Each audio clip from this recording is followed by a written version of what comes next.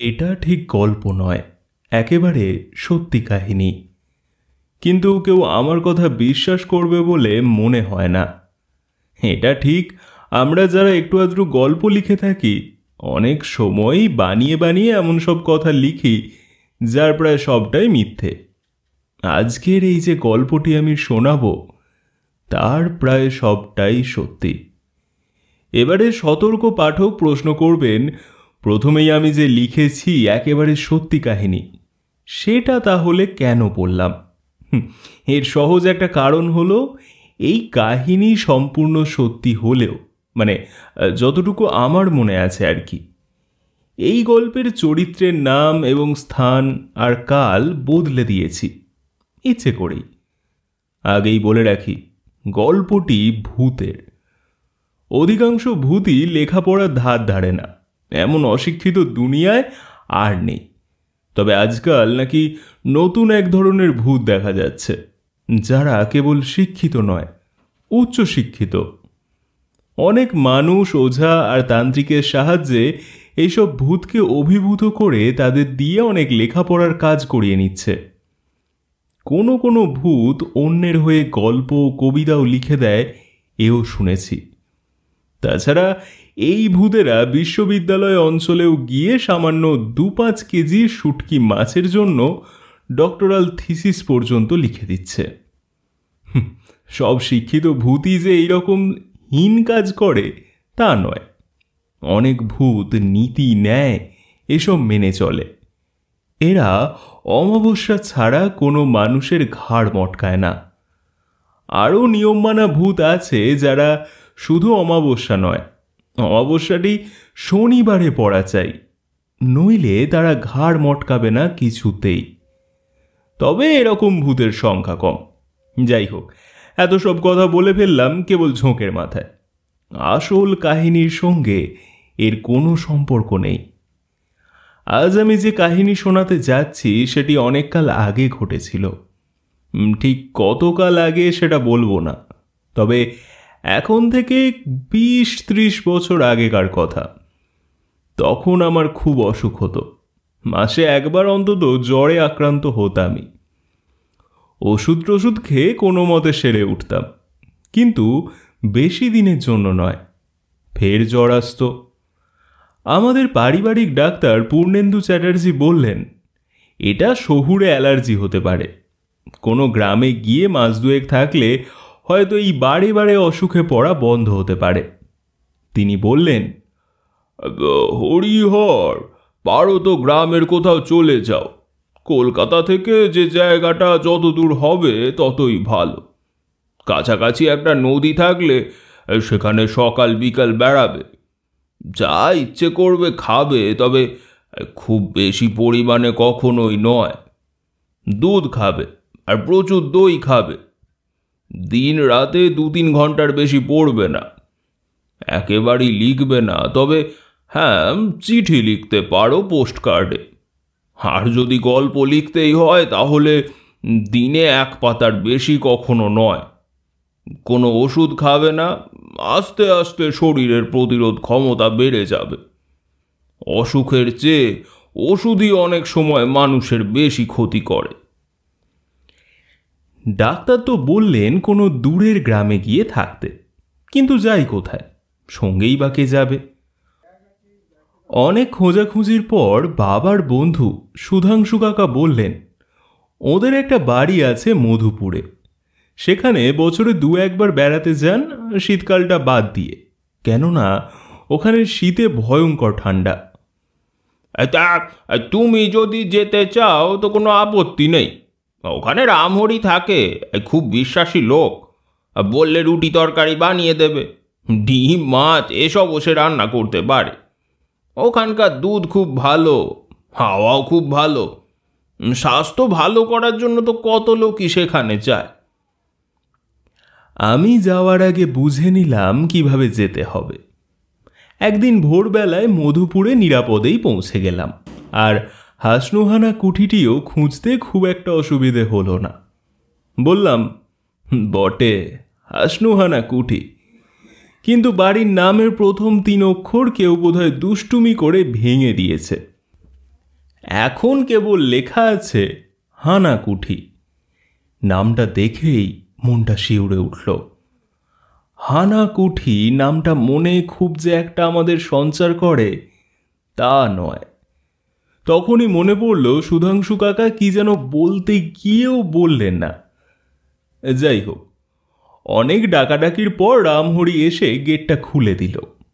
আমি একটা চিঠি নিয়ে গেছিলাম সুধাংশু কাকার। সেটি না পড়েই সে আমাকে খুব খাতির করে একতলার একটি ঘরে ঢুকিয়ে দিল। দেখলাম ঘরে রাশিকৃত ধুলো, টেবিলে আলমারিতে খাটে কোথায় নয়। রামহরি তাদের লজ্জিত হলো একটু। আগে জানলে সব ঠিক করে রাখত, এই কথাটা সে কতবার যে বলল তার ঠিক নেই। সে আমাকে বাইরের বারান্দায় একটা চেয়ারে বসতে দিয়ে কোথা থেকে দুজন লোককে এনে ঘর পরিষ্কার করতে লাগলো। মেঝে ধুয়ে দিল পরিপাটি করে। জানালার কাঁচ ঝকঝকে তকতকে করে দিল, আর বাথরুমটায় কয়েক বালতি জলও এনে দিল। এরই মধ্যে দেখলাম বড় বড় সাইজের আটার লুচি সঙ্গে আলু ভাজা আর পাটালি গুড় এনে সামনে রাখল একজন ঘোমটা পরা মহিলা। বুঝলাম ও হলো গিয়ে রামহরি স্ত্রী। অত বড় লুচি একসঙ্গে অত আমি জীবনে খাইনি। গোটাচারে খাওয়ার পর থালা সরিয়ে রাখলাম। আধ গ্লাস জল খেয়ে চায়ে চুমুক দিয়ে বুঝলাম চায়ের ব্যাপারে রামহরিদের রুচি আছে। চমৎকার চা। ঘরে ঢুকে সত্যি মোহিত হয়ে গেলাম। বিছানাটাও চমৎকার, পায়ের কাছে ভাঁজ করা কম্বল, সাদা ধবধবে বিছানার চাদর, বেড কভারটা ভাঁজ করে রাখা পাশেই। রামহরি ঠিকই ভেবেছিল যে আমি যখন সারা রাত ধরে এসেছি তখন একটু গড়িয়ে নেব বিছানায়। দেখলাম ঘরের কোণে একটা বইয়ের বড় তাক, তাতে বাংলা ইংরেজি কত বই।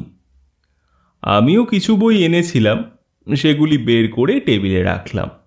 সঙ্গে ছিল একটা পঞ্জিকাও। এটি আমার মায়ের কীর্তি। আমার মা আমাকে বলে দিয়েছিলেন প্রতিদিন পঞ্জিকা দেখে সেই মতো কাজ করতে। যেমন যেদিন উত্তরে যাত্রা নিষেধ, সেদিন যেন কোনো মতেই উত্তর দিকে না যাই। যেদিন বেগুন খাওয়া নিষেধ, সেদিন যেন আমি এক টুকরো বেগুনও না খাই। মা জানতেন আমি বেগুন পোড়া আর ভাজা খুব ভালোবাসি। তা সেই পঞ্জিকাটি তুলে টেবিলের ওপর রাখলাম, ওই পর্যন্তই। কে আর ওইসব আজে বাজে সংস্কারে আজকাল বিশ্বাস করে। আমি ঘরে তাকের কাছে গিয়ে বইগুলো এক ঝলক মোটামুটি দেখে নিলাম। আমার পড়ার মতো অনেক বই আছে সেখানে। তাছাড়া আছে পুরনো দিনের বাঁধানো প্রবাসী ভারতবর্ষ শনিবারের চিঠি। একখণ্ড বাঁধানো শনিবারের চিঠি নিয়ে বিছানায় শুয়ে কয়েক পাতা উল্টাতেই ঘুম বেশ জোর চেপে এলো। শনিবারের চিঠি পাশে রেখে দিতেই ঘুমিয়ে পড়লাম। ঘুম ভাঙল সেই বেলা 1টায়। তাও ঘুম নিজে নিজে ভাঙেনি। রামহরি ঘরে এসে আমাকে তাড়াতাড়ি উঠতে বলেছিল চান করার জন্য, কারণ সে জানালো দুপুরের খাদ্য প্রস্তুত। গরম জল দেওয়া ছিল বাথরুমে। চান করে নিলাম তাড়াতাড়ি। খাওয়া দাওয়া ভালোই হলো। আলু কপির তরকারি, ছোলার ডাল আর সরু আতপ চালের ভাত, আর একটা কাচের বাটি ভর্তি দই এবং প্লেট ভর্তি কালাকাঁদ। খেয়ে দে ফের ঘুম, ফের রাতের খাওয়া, আর সঙ্গে সঙ্গে আবার ঘুম। রাত্রে অবশ্য ঘরে কি একটা আওয়াজ পেয়েছিলাম, খসখস করা আওয়াজ একটা। ঘুম ঠিক ভেঙে যায়নি, তবে মনে হচ্ছিল ঘরে একটা কিছু যেন আছে। বড় ইঁদুর কিংবা হয়তো বা চামচিকে কিংবা বেড়াল বা বাদুড়ও হতে পারে। একবার মনে হয়েছিল উঠে পড়ি, কিন্তু ইচ্ছের সঙ্গে শরীরের যোগ ছিল না। শরীর এতই ক্লান্ত ছিল যে ফের গভীর ঘুমে অচেতন হয়ে পড়লাম। সকাল 8টার আগে ঘুম ভাঙল না। সকালের মিষ্টি রোদ্দুরটা বেশ লাগলো। রাত্রের আওয়াজের কথা তখন মনেই পড়ল না। বাথরুম থেকে বেরিয়ে বারান্দায় গিয়ে বসলাম, আর প্রায় সঙ্গে সঙ্গেই রামহরি খাবার দিয়ে গেল। বড় বড় লুচির সঙ্গে আলু আর বেগুন ভাজা। চা সহযোগে খেতে খেতে মনে পড়ল মায়ের কথা। আজ পঞ্জিকাতে কি লেখা আছে কে জানে। বেগুন ভক্ষণ যদি নিষিদ্ধ থাকে তাহলেই তো ঝামেলার ব্যাপার। ইচ্ছে করেই আর পঞ্জিকা দেখলাম না। ওইসব পঞ্জিকার কথা মতো চলেই তো এদেশের এই হাল হয়েছে।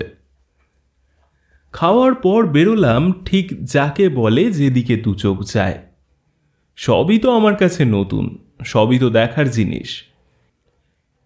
একটা ব্যাপার দেখে আমার ভালো লাগলো। মাত্র একদিনেই আমার গায়ে যেন বেশ জোর বেড়ে গেছে। কলকাতায় আগে 2-3 স্টপ যেতেই ট্রামে চড়ে বসতাম, এখন 2 কিলোমিটার গিয়েও মনে হলো আরও যাই আরও চাই। রাস্তা বেশ ফাঁকা, লোকজন কমই মনে হলো, শীতও খুব।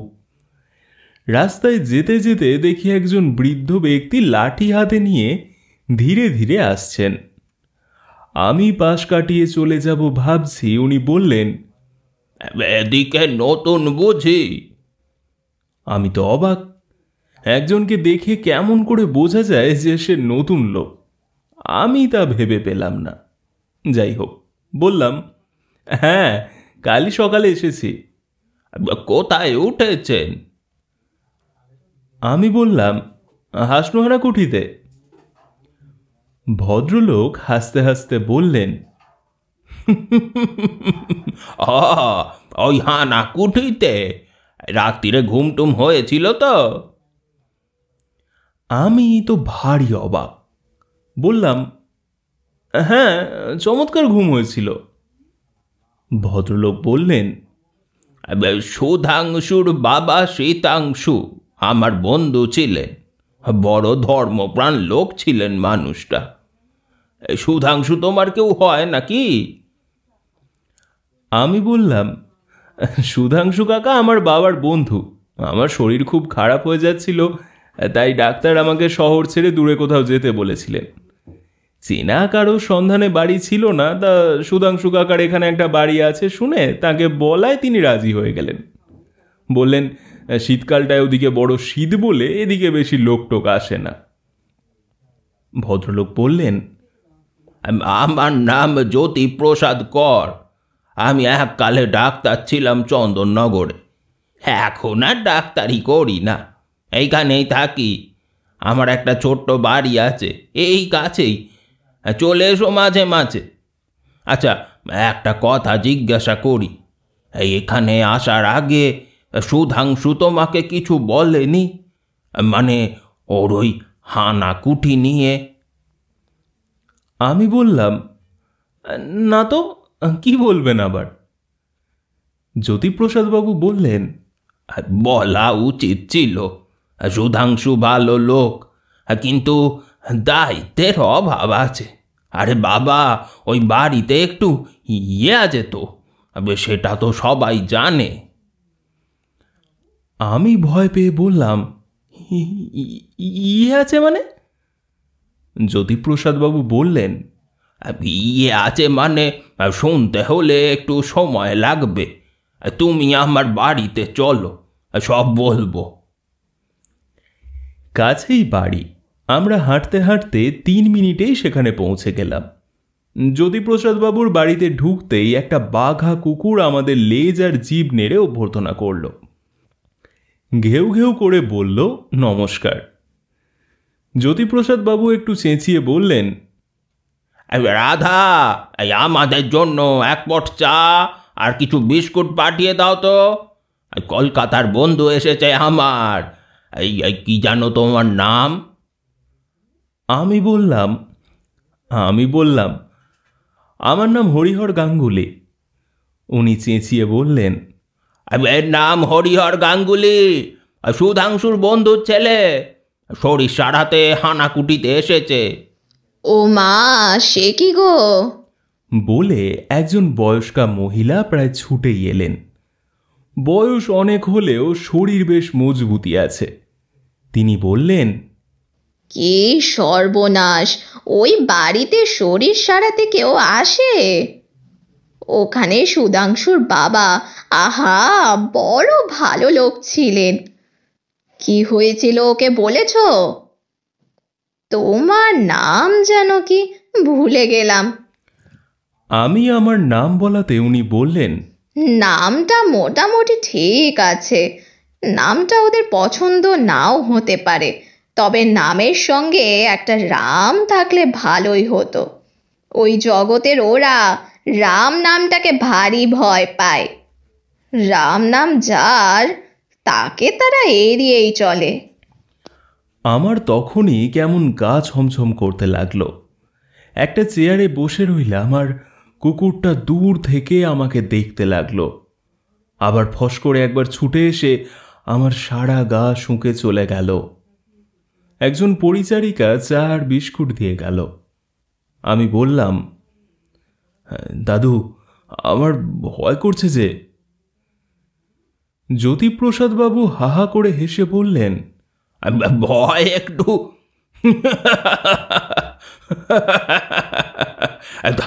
ভয় একটু পাওয়া তোমার দরকার। সুধাংশুর বলা উচিত ছিল যে ওই বাড়িতে ওর বাবার কি ভয়াবহভাবে মৃত্যু হয়েছিল প্রায় 7 বছর আগে। শীতাংশু লোক ভালো ছিল, খুব সাত্ত্বিক ধরনের লোক, একেবারে ভেজিটেরিয়ান ছিল, ডিম পর্যন্ত খেত না। তা সংক্ষেপেই বলি, ওর কাছে তখন ছিল বেশ কিছু টাকা। শীতাংশুর এক ভাই এই অঞ্চলে একটা বাড়ি কিনবেন বলে 1050 টাকা অ্যাডভান্স দেওয়ার জন্য একটা শীতাংশুর কাছে রেখে গিয়েছিল। শেষে কি একটা কারণে বাড়িটা আর কেনা হয়নি, তাই টাকাটা শীতাংশুর কাছেই ছিল। এরই মধ্যে খবর পেয়ে একদল ডাকাত ওই হানা বাড়িতে হানা দিয়ে শীতাংশু বাবুকে খুন করে টাকাটা নিয়ে পালায়। গত 7 বছর ধরে শীতাংশুর আত্মা ওই বাড়িতেই আছে। হ্যাঁ, কি কি সাংঘাতিক! আমি বললাম, আত্মা আছে ওই হানাকুঠি, মানে হাসনু হানাকুঠিতে? সুধাংশু কাকার বাবার আত্মা জ্বালাতন করছে গত 7 বছর ধরে। জ্যোতিপ্রসাদ বাবু বললেন, লোকটি খুব একটা বিপজ্জনক নয়। লোক মানে শীতাংশুর আত্মার কথা বলছি, প্রেতাত্মা হলেও সৎ আত্মা, এক হিসাবে মহাত্মাও বলা যায়। তবে যে বললেন তাঁর আত্মা লোকেদের জ্বালাতন করেন? ওটা কিছু না, কোন লোক ওর ঘরে ঘুমোলে উনি খেপে যান। উনি করেন কি, আস্তে আস্তে করে মশারি তুলে লোকটিকে ধরে নিয়ে হয়তো 1 কিলোমিটার দূরে একটা বট গাছের ওপর শুইয়ে দেন। লোকেরা জেগে উঠে হাউমাউ করে ওঠে আর শীতাংশুর আত্মা তখন ধেই ধেই করে নাচতে থাকে। কোনো সময় হয়তো খাট থেকে তুলে নিয়ে একেবারে স্টেশনে গিয়ে ট্রেনের ফার্স্ট ক্লাস কামরায় আলতোভাবে শুইয়ে দেন। একবার একজন বেপরোয়া ইংরেজ সাহেবকে কোথায় রেখে এসেছিলেন জানো? সে ভারী আমোদের ব্যাপার, একেবারে সেই সাহেবের বাড়ি ইংল্যান্ডে। কথাটা শুনে আমার মোটেই আমোদের বলে মনে হলো না। আমি বললাম, এ তো খুব অন্যায় কথা, মানে আমি আসার আগে সুধাংশু কাকার এইসব কথা বলে দেওয়া উচিত ছিল। জ্যোতিপ্রসাদ বাবু বললেন, ওর কিছু একটা ভুল হয়েছে নিশ্চয়, কেননা ও যাদের যাদের এখানে হানাকুটিতে পাঠিয়েছে প্রত্যেকে সেসব কথা খুলে তো বলেইছে, এমনকি পই পই করে সাবধানও করে দিয়েছে। কিন্তু কথায় আছে না, সুখে থাকতে ভূতে কিলোয়। এমন সব লোক এই দুনিয়ায় আছে যারা ইচ্ছে করে এই সব বিপজ্জনক জায়গায় যায় বাহাদুরি নিতে। উদ্দেশ্য, লোকে তাদের দেখে বলুক, বাবা কি সাহসী সব লোক, কি মনের জোর। এর আগে যারা এসে বিপদে পড়েছিল তাদের প্রত্যেককেই সুধাংশু যে সাবধান করে দিয়েছিল সেটা আমি জানি। কেবল তোমার বেলায় কেন সাবধান করলো না সেটাই ভাবছি। একটু থামলেন জ্যোতিপ্রসাদ, তারপর বললেন, আরও একটা কথা ভেবে অবাক হচ্ছি যে শীতাংশুর আত্মা তোমাকে একটুও বিরক্ত করলো না কেন? এটা তো ওর চরিত্রের সঙ্গে ঠিক মেলে না। আমি বললাম, রাত্রে ঘুমের ঘোরে আমি কিছু আওয়াজ পেয়েছি, বইয়ের পাতা উল্টানোর মতো একটা খসখসে আওয়াজ। আমি ভাবলাম বুঝি বাদুর কি চামচিকে হবে। এখন ভাবছি সাপটাও হতে পারে। তাহা পারে বটে, এই অঞ্চলে তাদের সংখ্যা কম নয়, তবে শীতকালে তারা বিশেষ নড়াচড়া করেন না, ওরা নিদ্রিত থাকেন। সাপের ভয় এই সময় নেই। আরও একটা কথা বলা দরকার, ওই বাড়িতে শীতাংশুর বা সুধাংশুর কোনো আত্মীয়কে শীতাংশুর আত্মা কখনো বিরক্ত করেনি। আমি বললাম, আমি তো ওদের কারো আত্মীয় নই, আমাকে ছেড়ে দিলেও কেন বুঝছি না। তাছাড়া রামহরিও তো আমাকে কিছু বলল না। জ্যোতিপ্রসাদ অবাক হলেন। অনেকক্ষণ চুপ করে থেকে প্রায় ঠান্ডা হয়ে আসা চায়ের কাপে চুমুক দিয়ে বললেন,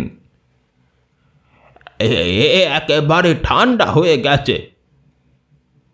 কাপটা সরিয়ে রেখে বললেন, রামহরি লোকটা তোমাকে বললে তো তার পয়সা রোজগারের পথ বন্ধ হয়ে যেত না?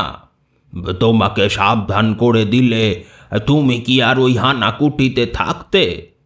তাহলে তো তোমার খাওয়া দাওয়া, কাপড় কাচা এসবের জন্য কিছু ছেড়ে দেবে। ভালো কথা, ওই হানাকুটিতে একটা হাসনুহানা গাছ দেখেছ? আমি বললাম, না তো, বাড়ির সবটা অবশ্য ঘুরে দেখিনি, তবে হাসনুহানা ঝোপঝাড় থাকলে নিশ্চয়ই চোখে পড়তো। রাত্রে গন্ধও পাইনি। গন্ধ পাওনি? সেটাও নতুন কথা শোনালে। আগে ওই বাড়ি ভর্তি হাসনুহানা গাছ ছিল, সন্ধেবেলা চমৎকার গন্ধ বেরোতো।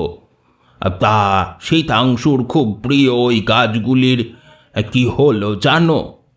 শীতাংশু মারা যাওয়ার কয়েকদিন পর থেকে হাসনুহানা গাছগুলিতে যেন মড়ক লাগলো। 1 মাসের মধ্যে গাছগুলো সব মরে গেল, শুকিয়ে কাঠি হয়ে গেল সব। রামহরি ওই গাছগুলো কেটে একদিন আগুন লাগিয়ে শেষ করে দিল। তার জায়গায় কিছু মরশুমি ফুলের চাষ করলো। কিন্তু একটা আশ্চর্য ব্যাপার দেখা গেল, রোজ সন্ধে হাসনুহানার গন্ধ পাওয়া যেতে লাগলো ওই বাড়িতে। সে এক আশ্চর্য ব্যাপার হে, গাছ নেই, ফল নেই, অথচ গন্ধ আছে। আমার বোধহয় শরীর কাঁপছিল। আমি বললাম, দাদু, আমার শরীর খুব খারাপ, কয়েক বছর ধরে ভুগছি। আমার ওজন ছিল প্রায় 75 কেজি, এখন দাঁড়িয়েছে 60-এ।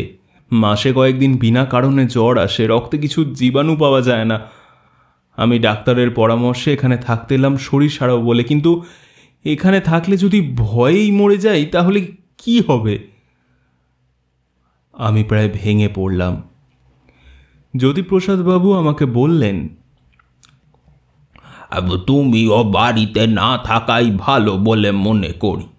কাল রাতে কিছু হয়নি ঠিকই, হয়তো শীতাংশুর আত্মা অন্য কোথাও ছিল। যা হোক, খুব বাঁচা বেঁচে গেছো। অবশ্য শীতাংশু কাউকে মেরে ফেলেনি, তবে ওর স্বভাবে ইয়ার্কির ভাবটা আছে বটে। মরে ওই আর কি ছাড়েনি। কেউ মরেনি ঠিকই, কিন্তু মরতেও তো পারতো। না না, তুমিও হানাকুটি ছেড়ে দাও। যদি কিছু মনে না করো, তুমি আমার বাড়িতেই থাকো। তুমি আমাকে দাদু বলে ডেকেছ, তুমি দাদুর বাড়িতে থাকবে। আমার বাড়িতে স্বামী স্ত্রী থাকি, এখানেই আমার সারাটা জীবন কাটলো। আর ডাক্তারি করি না, এখানে ভালো ডাক্তার অনেকে আছেন, আমার অবশ্য একেবারে ডাক্তারি ছাড়ার উপায় নেই। পুরনো সব লোক আমাকে ডাকেন, সেই সব ক্ষেত্রে আমিও যাই, তবে টাকা নিই না। আর তুমি এখানে থাকলে বোধহয় ভালোই হবে, তোমার শরীরের সমস্যাটা একটু বুঝতে পারবো। কি রাজি? আমি দেখলাম ভদ্রলোক ভারী সরল আর আন্তরিক মানুষ, মনে কোনো অভিসন্ধি নেই।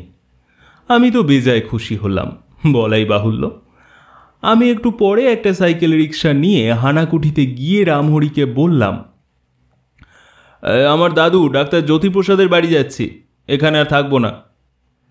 রামহরি কোনো কথা বলল না, তবে মনে হলো একটু দুঃখিতই হয়েছে। আমি আমার জিনিসপত্র সব গুছিয়ে নিলাম। বেশি গোছানো ছিল না অবশ্য। মিনিট 10 মধ্যেই গোছানো শেষ করার পর হঠাৎ আবিষ্কার করলাম আমার আনা পঞ্জিকাটা টেবিলে নেই। আমি রামহরিকে বললাম পঞ্জিকার কথা। রামহরি তার মাথা চুলকে কাচুমাচুভাবে বলল পঞ্জিকার কথা সে জানে না। আমি সকালে বেরিয়ে যাওয়ার পর সে ঘর গুছিয়েছে বটে, তবে টেবিলে সে পঞ্জিকাটি দেখেইনি। ওর কথায় অবিশ্বাস করার কিছু ছিল না। রামহরি খামোখা 3 টাকা দামের পঞ্জিকা সরিয়ে ফেলবে সেটাও সম্ভব বলে মনে হলো না। তবু আমি ঘরটা ভালো করে একবার দেখে নিলাম। না, কোথাও নেই। দুপুরে জ্যোতিপ্রসাদ বাবুর ওখানেই খাদ্য গ্রহণ করা গেল। তারপর ওর আর ওর স্ত্রীর সঙ্গে কিছু কথা টথা বলে ওদের বাড়ির সবচেয়ে ভালো ঘরে গিয়ে দেখলাম চমৎকার সাজানো ঘর সেটি। কাচের বড় বড় জানলা দিয়ে বাড়ির পেছনের বাগান চোখে পড়ে। কত রকমের যে ফুল ফুটে আছে, গাঁদা, হরেক রকমের গোলাপ। বেশ কয়েকটা ঘুঘু ডাকছে। বেশ নির্জন জায়গা। মাঝে মাঝে একটু দূরের রাস্তা দিয়ে সাইকেল রিক্সা চলার কেমন সরসর আওয়াজ পাওয়া যাচ্ছে। একটা ইংরেজি সাপ্তাহিক পত্রিকা টেবিল থেকে নিয়ে এক পাতা পড়তে পড়তেই ঘুমিয়ে পড়লাম। সত্যি শরীরটা আমার সত্যি দুর্বল হয়ে গেছে, এত ক্লান্ত মনে হয়। দেখা যাক এখানে 2 মাস থাকলে কি হয়। আবার সম্পূর্ণ অচেনা লোকের বাড়িতে এতদিন থাকাটাও কেমন যেন একটা লাগছে। এরা আমার কাছ থেকে টাকা পয়সাও কিছু নেবেন না। সেই বিকেলে ঘুম ভাঙল। বড় ঠান্ডা এদিকে। উঠে ঘর থেকে বেরোতেই জ্যোতিপ্রসাদ বললেন, হ্যালো ইয়ং ম্যান, কেমন লাগছে এখন? আমি বললাম, ভালো, বেশ ভালো। উনি বৈঠকখানায় বসে খবরের কাগজ পড়ছিলেন। বললেন, কাগজ এক্ষুনি এলো, কলকাতার কাগজ পেতে পেতে সন্ধে হয়ে যায়। বলে কাগজটা আমার দিকে এগিয়ে দিলেন। এরপর চা আর বাড়িতে তৈরি কেক খেলাম, সঙ্গে কিছু কাজু বাদাম। দেখলাম এরা রাত্রের খাবার সত্যি সত্যি রাত্রি হওয়ার আগেই সেরে ফেলেন। 8:30টার মধ্যেই রাত্রের খাওয়া শেষ। জ্যোতিপ্রসাদ বললেন, এ বাড়িতে অনেক বই আছে, কাল সেগুলো থেকে বেছে নিও, তোমার যা পছন্দ পড়তে পারো। তবে কি জানো, বেশি রাত জাগা ঠিক নয়। Early to bed and early to rise. আমি তো ভোর 5টায় উঠি, তারপর একটু হাঁটতে বেরোই। কাল তোমাকেও ডেকে নেব। স্বাস্থ্যের পক্ষে ভারী ভালো এই হাঁটা, আর মনটাও ভালো থাকবে। সর্বনাশ, উনি বলেন কি? সকাল 5টায় ঘুম ভাঙাবেন আমার? কিন্তু আপত্তি আর করা গেল না, চুপ করেই রইলাম। রাত্রে ঘুমটা ভালোই হলো, তবে অনেক স্বপ্নও দেখলাম। স্বপ্নগুলিও বড় অদ্ভুত। খুব যেন একটা ঠান্ডা দেশে চলে গেছি।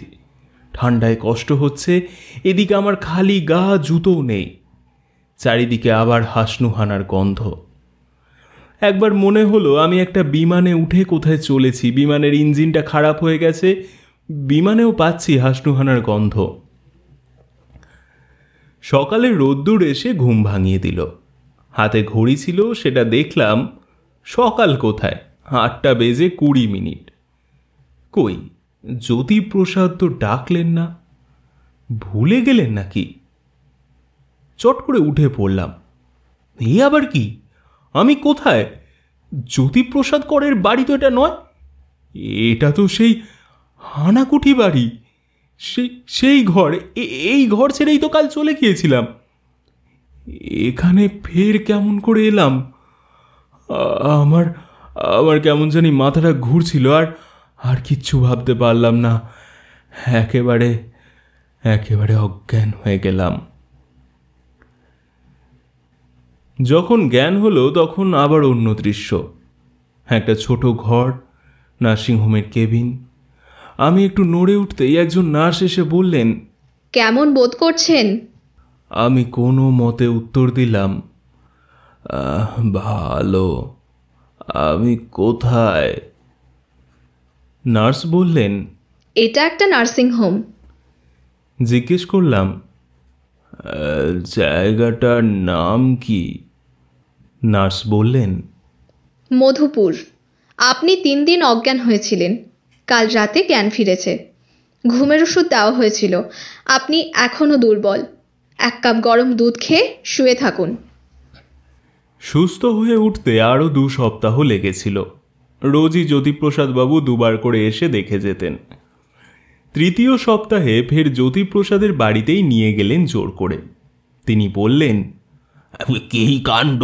উফ, সমস্ত মধুপুরে বিরাট চাঞ্চল্য, সব তোমাকে নিয়ে। লোকজন হতভম্ব, পুলিশ হতভম্ব।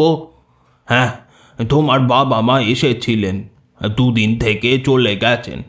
এখানে ভূত বলে একজন ওঝা আছে, সে এক মিডিয়ামের সাহায্যে শীতাংশুর সঙ্গে কথা বলেছে। শীতাংশু নাকি আমার ওপর ভারী চটে গেছে। সে বলেছে আমি নাকি তার অতিথিকে নিয়ে এসেছি। সেটা আমার ভারী অন্যায় হয়েছে। সেজন্য সে সেদিন রাতের বেলায় আমার বাড়ি থেকে তোমাকে তার বাড়িতে নিয়ে গিয়েছিল। তবে এই নিয়ে এত হইচই হওয়ার সে তার ভুল বুঝতে পেরেছে। হ্যাঁ, আর একটা কথা, সে বলেছে সে আর কিছু করবে না। তুমি ইচ্ছে করলে ফের হানাকুটিতে যেতে পারো, তাতে সে খুশি হবে। আর হ্যাঁ, পঞ্জিকাটি শীতাংশুই নিয়েছিল দেখবার জন্য। কবে কখন অমাবস্যা হয় সেটা জানা খুব দরকার। ওতে নাকি ওর চেনা অনেক আত্মার ভারী সুবিধে হয়েছে। হ্যাঁ, এটা অবশ্যই বলতে হবে। অবশ্য না বললেও চলতো যে আমি আর হানাকুঠিতে যাইনি। জ্যোতিপ্রসাদের বাড়ি থেকেই কলকাতায় ফিরে এসেছিলাম।